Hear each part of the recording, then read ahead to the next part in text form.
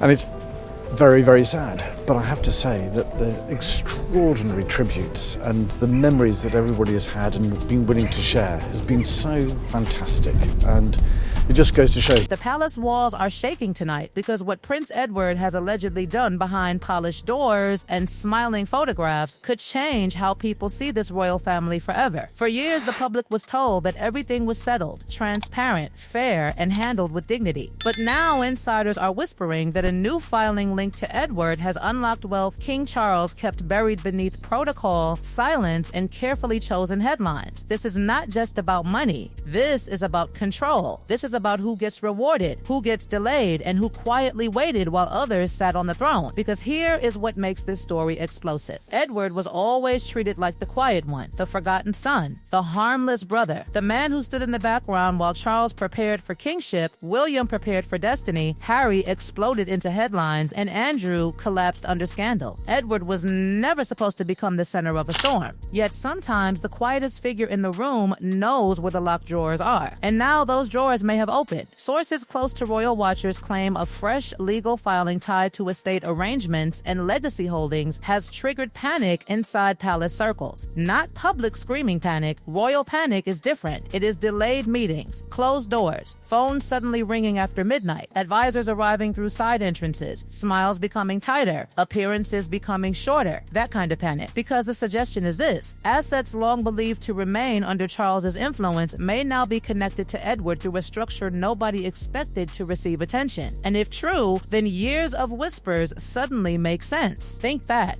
Edward spent decades serving without theatrics. No Netflix confessions. No public rebellion. No loud wars with the press. He smiled, attended ceremonies, shook hands, opened buildings, supported charities, and remained useful. In royal life, usefulness is currency. Reliability is gold. Silence is priceless. While others burned bridges, Edward quietly built trust. That is why some insiders believe Prince Philip always saw something in his youngest son that others ignored. Discipline, patience, loyalty, and perhaps most dangerously of all, memory. The kind of memory that remembers promises made in private rooms. When Philip passed, many assumed Charles would consolidate everything: titles, influence, symbolic power, family direction. And to a large extent, he did. But what if not everything stayed where people assumed? What if certain understandings were delayed, not denied, hidden, not erased? That is where this alleged new filing becomes dynamite. Because according to palace gossip circles, the paperwork may relate to rights, revenues, or long-term protections connected to holdings Edward had every reason to believe would one day be his. Not necessarily handed over dramatically, not announced from a balcony, but transferred quietly through legal channels the way old families move real power. And suddenly the phrase concealed wealth is everywhere. Now let's be clear. In royal language, wealth does not always mean bags of cash. It can mean land rights, lease advantages, income streams, residences, lifetime use privileges, future sale options, tax-efficient structures, access, security, prestige attached to property. Sometimes a single signature is worth more than jewels. And if Edward has truly unlocked something long stalled, then this is bigger than gossip. It means the quiet prince just proved patience can outperform rank. What makes the palace uneasy is not only the money, it is the message. Charles has long been seen as the central strategist, the planner, the man thinking in decades, not days, slimming the monarchy, managing titles, preserving relevance, tightening the machine.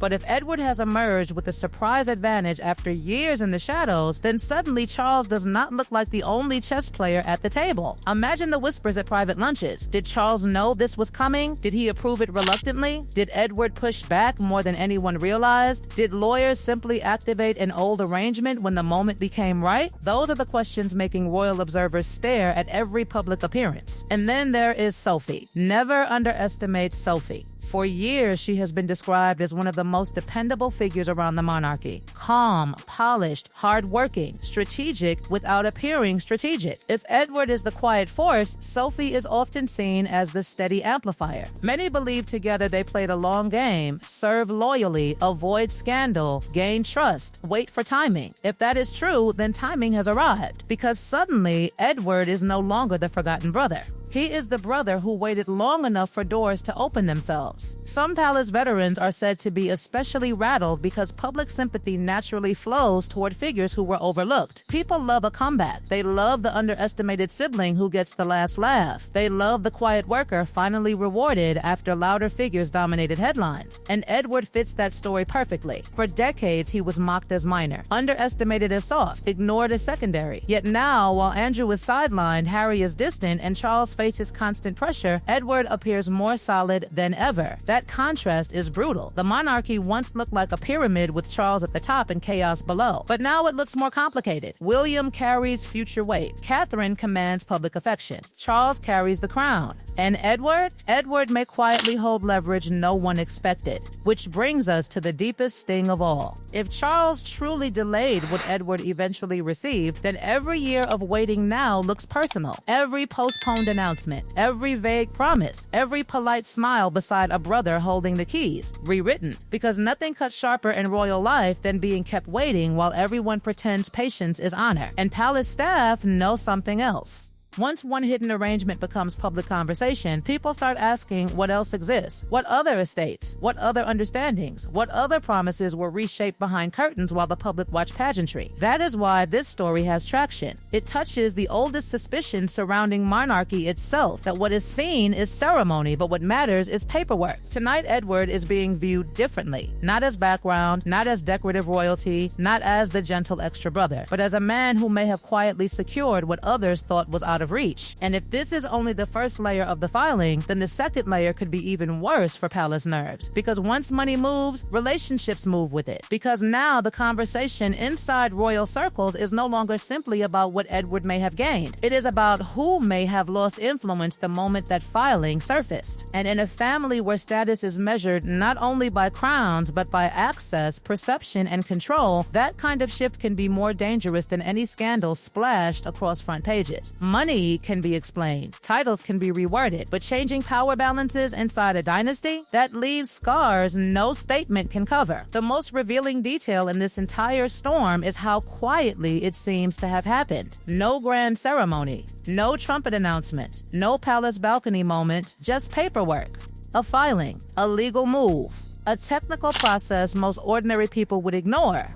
Yet seasoned royal watchers know the most explosive things in old institutions rarely arrive with fireworks. They arrive in folders. They arrive in clauses. They arrive in signatures placed where cameras cannot go. And suddenly people are asking whether Edward learned from watching everyone else make mistakes. Harry went public and lost favor. Andrew fought headlines and lost standing. Others demanded attention and became the story for the wrong reasons. Edward did the opposite. He kept his head down, fulfilled duties, remained available, and let time become his ally. That strategy now looks less passive and more brilliant. There is also another uncomfortable layer for Charles. If the public begins to believe Edward had to wait unnecessarily for what was always meant to reach him, then Charles risks appearing less like a fair king and more like a gatekeeper. That perception matters. Monarchy survive on image as much as law. Once people suspect favoritism, delay tactics, or selective generosity, every decision gets re-examined through a harsher lens. Think about how many moments now look different. Every warm smile beside Edward, every delayed title conversation, every carefully worded palace note, every report claiming modernization required difficult choices. What if some of those choices were less about necessity and more about keeping control concentrated at the top? That question alone is enough to make senior aides deeply uncomfortable. And then there is William, watching all of this from the position of future king. He knows better than anyone that family disputes never stay in one generation. They roll forward. They become precedent. If Edward has now shown that patient legal positioning can eventually defeat delay, then future royals are learning an important lesson. Wait long enough, stay useful enough, and structures can bend. Meanwhile, Sophie's role in this saga is becoming impossible to ignore. Those who follow palace dynamics closely know she has long been considered one of the sharpest operators in the family. Not loud, not flashy, but disciplined and observant. Many now wonder whether she encouraged Edward to stop accepting symbolic gratitude and start securing tangible protection. After all, loyalty is admirable, but loyalty without guarantees can become regret. Imagine the private conversations over the years. Smile publicly, stay steady, keep serving, but also prepare. Gather records, review rights, understand timelines, know what was promised, wait for the right moment. If even half of that is true, then this filing was not sudden at all. It was years in the making.